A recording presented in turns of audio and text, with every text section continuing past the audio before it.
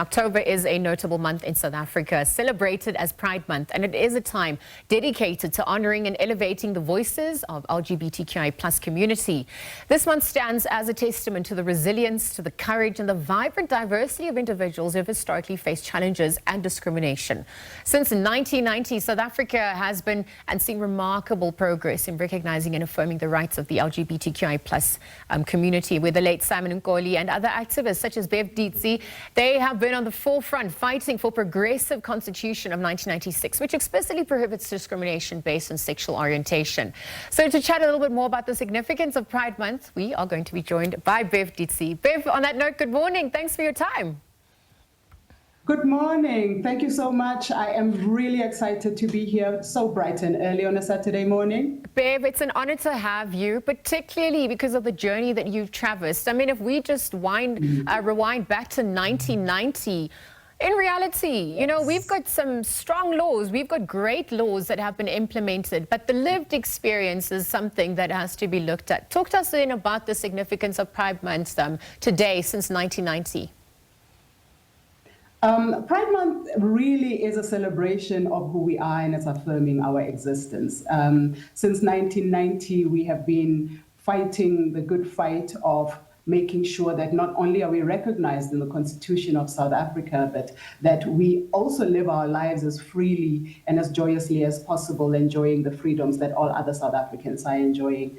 And so Pride Month is really a really important month for all of us, especially those young ones who are still coming out, who are still searching for themselves, trying to figure out who they are, and struggling with it, because obviously, you know, as a queer person, we are constantly told that we should not exist. We are discriminated against in all sorts of ways and harassed, which makes it very difficult to grow and be fully yourself and thrive in a space where you are constantly being told that you should not exist. And so Pride Month is really important for us also to highlight the plight of those who are still being harassed and discriminated against, whether it's at schools, at homes, in all sorts of places. And so it is really important for us to celebrate this day, and to enjoy this day while we are protesting the fact that we are still not as free as we'd like to be. Yeah, and I mean, just to that point, it is also looking about the evolution of how that existence is being affirmed, particularly when we have to look at destabilizing heteronormative narratives and, you know, what we're still seeing playing out. And I wonder if you could speak to why you decided to become a founding member of South African Pride and Gay Lesbian Rights Organization, but also that evolution as we still aim to destabilize heteronormativity at large. I was a teen when I came out at home to my own parents. And my coming out was a joyous coming out until I realized that society frowns upon people like me. Because before coming out, I really was thoroughly confused about what was going on in the world, because my sense of self has always been very strong. I've always known that while I'm being, told that I am wrong to exist, and while I don't see any representation of myself anywhere in the media or elsewhere, I knew that my existence is valid.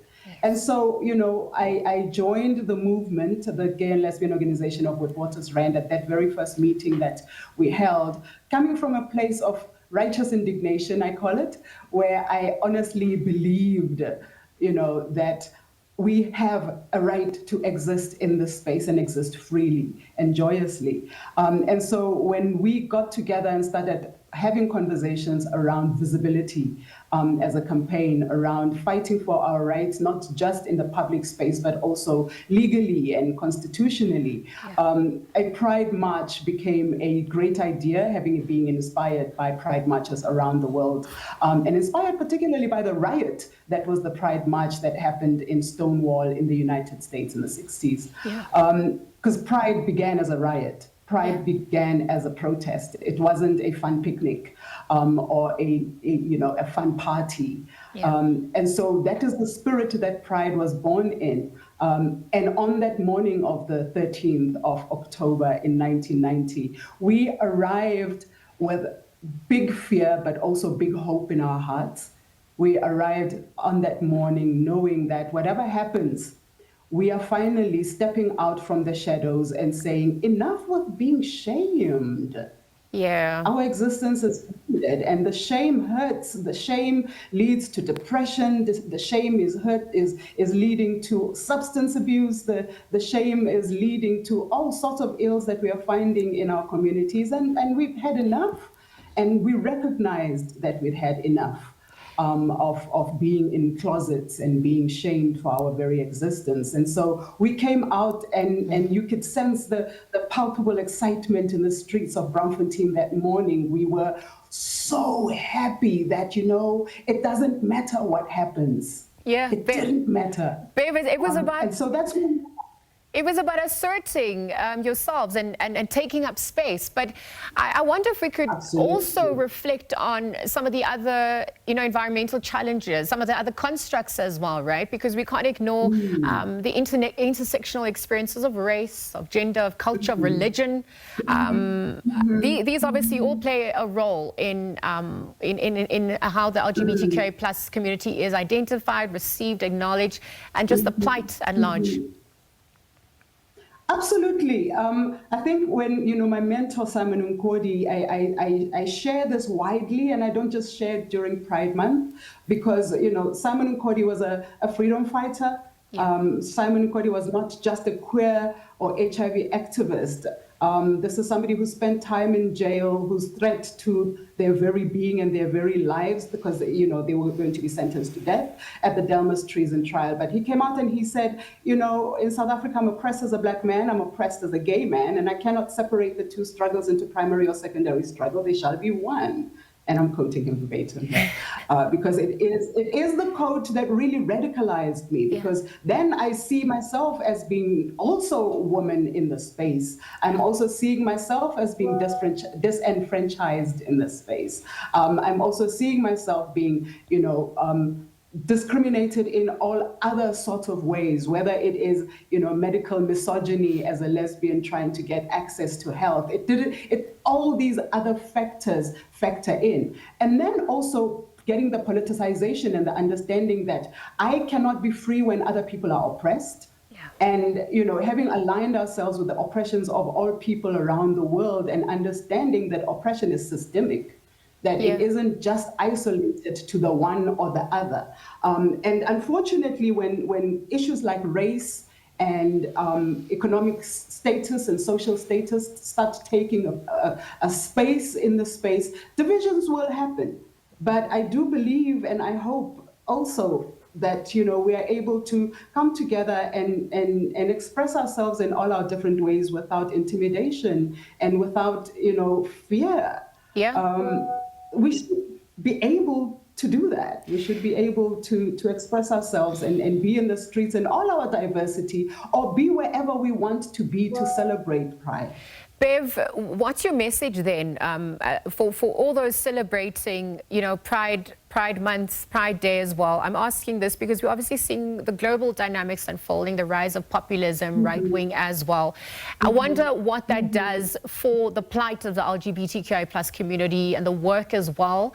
And also, if we're looking at where to from here for the African continent at large, right, in relation to that global picture. Yeah. The rise of fascism and the rise of the right-wing fundamentalists is quite concerning. And not just concerning, it is frightening. We have a constitution to protect. We have our rights in South Africa to protect. And it is sad and unfortunate that, some of the divisions within our communities might hinder that. And it's not divisions that are starting today or that started last year or the year before. These are divisions that started way back when Pride itself was depoliticized, unfortunately. And, the fact that we are in this space makes us a little bit vulnerable. I am hoping for our ability to recognize collectively that the threat is not just to individuals. I'm hoping for a future where we are healing, where we approach all that we do for our communities with love and with consciousness and conscientiousness. Well, Bev, obviously, post-apartheid South Africa, we're looking at dealing with this historical trauma, and obviously just from what was a riot into now what is a celebration. Thank you for your time and for weighing in. We can have both. We can have both. Sure. All right. It doesn't have to be one or the other. Thank you. All right. Thank you so much for that, Bev. All right, thanks, Bev Ditsie, chatting to us about Pride Month, what it really means, the evolution, the social gathering. It's also happening later at Zulek to celebrate Pride Month as well.